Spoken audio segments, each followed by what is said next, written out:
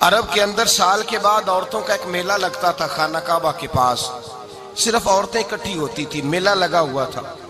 ایک تورات جاننے والا یہودی عالم بھی آیا ہوا تھا، وہ بیویوں کے مجمع پہ نظر ڈال کے کہنے لگا، بیویوں مرد کا کام تو کوئی نہیں عورتوں کے مجمع میں بات کرنا، لیکن میں تمہیں ایک پیغام دینے لگا ہوں، اللہ کے آخری رسول جو مکے میں پیدا ہونے والے ان کے آنے کا وقت قریب آ گیا ہے۔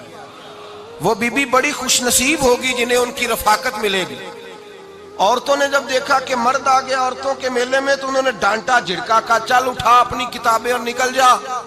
حضرت خدیجہ کہتی ہیں باقیوں نے ڈانٹا پر میں نے بات پلے سے باندھ لی، میں نے پلے سے باندھ لی اور میں انتظار کرنے لگی کہ اللہ کرے وہ نصیب میرے ہی ہو، اللہ کرے مقدر میرا ہی کھلے۔ آپ فرماتی میں تسبیح پڑھتی، درود پڑھتی، میں اس زمانے میں جو اللہ کا ذکر جس طرح ہوتا تھا وہ میں شروع کرتی، اور جب فارغ ہوتی تو میں التجا کرتی کہ اللہ میرے نصیبے کھول دے۔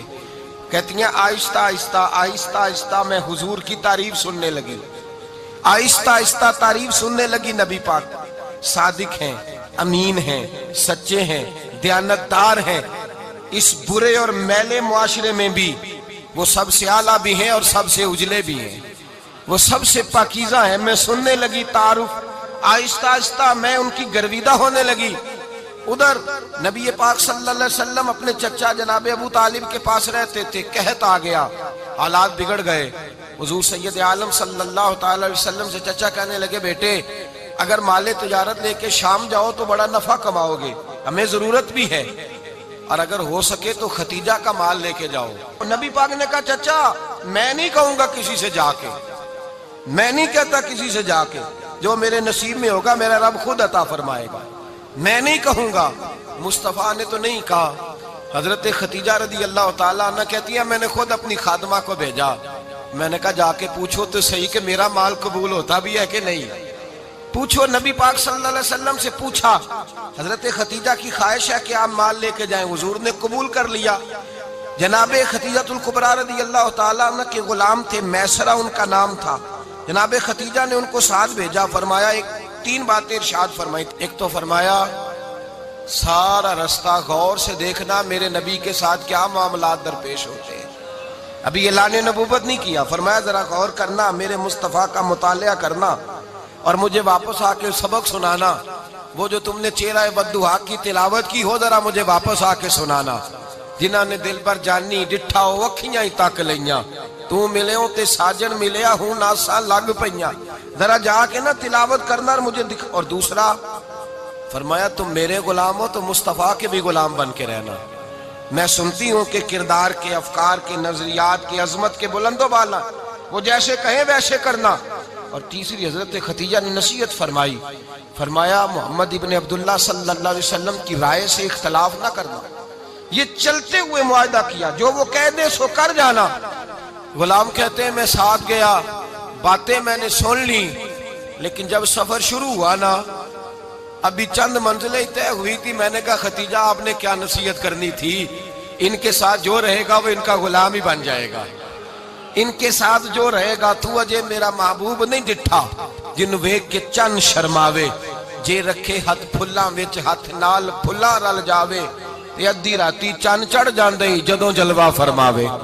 فرمایا جو بھی ساتھ رہتا غلام ہو جاتا۔ میسرہ کہتے میں گیا، تجارت شروع ہوئی، کہتے ہیں نبی پاک صلی اللہ علیہ وسلم جب منڈی میں پہنچے تو لوگ قسمیں اٹھا اٹھا کے مال بیچ رہے تھے۔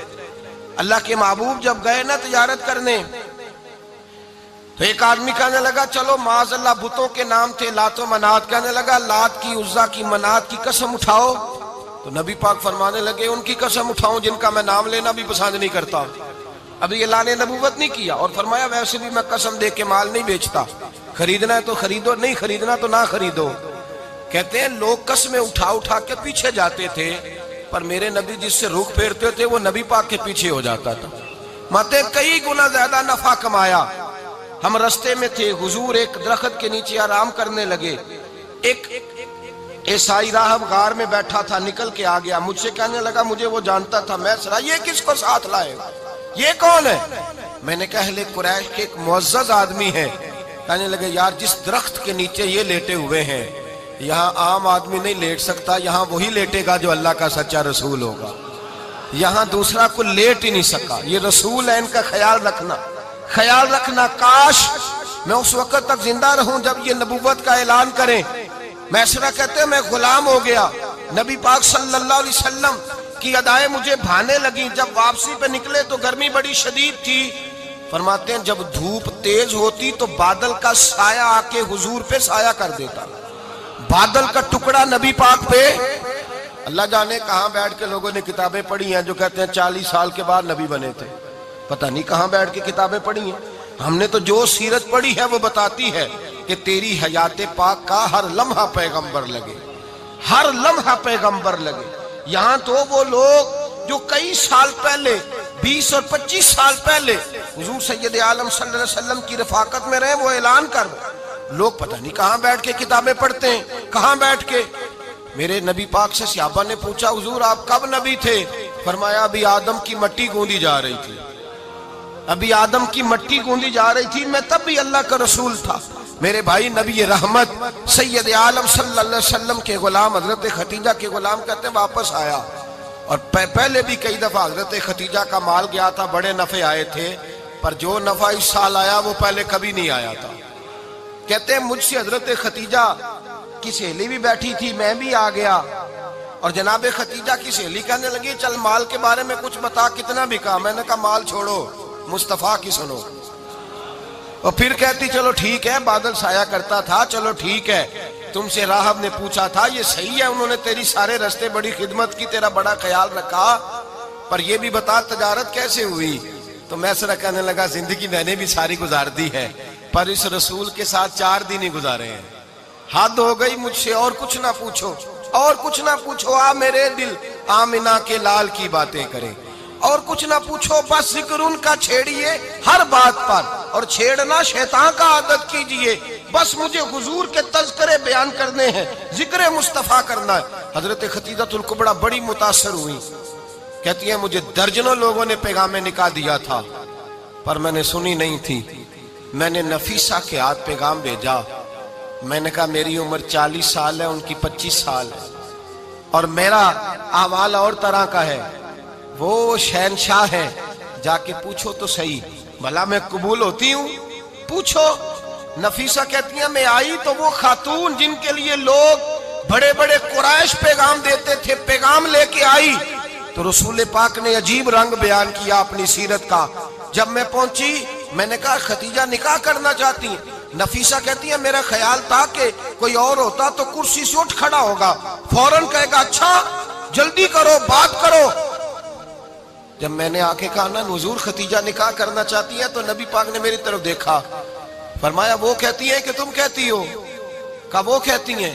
تو حضور نے فرمایا ٹھہر جاؤ، میں اپنے چچا سے پوچھ کے بتاؤں گا، میں مشورہ کروں گا، میں پوچھ کے بتاؤں گا. آج بچوں کو کچھ سبق بڑے یاد ہیں. کہتے ہیں پسند کی شادی کرنا حضرت صاحب ناجائز ہے؟ پسند کی شادی کرنا کوئی ناجائز ہے؟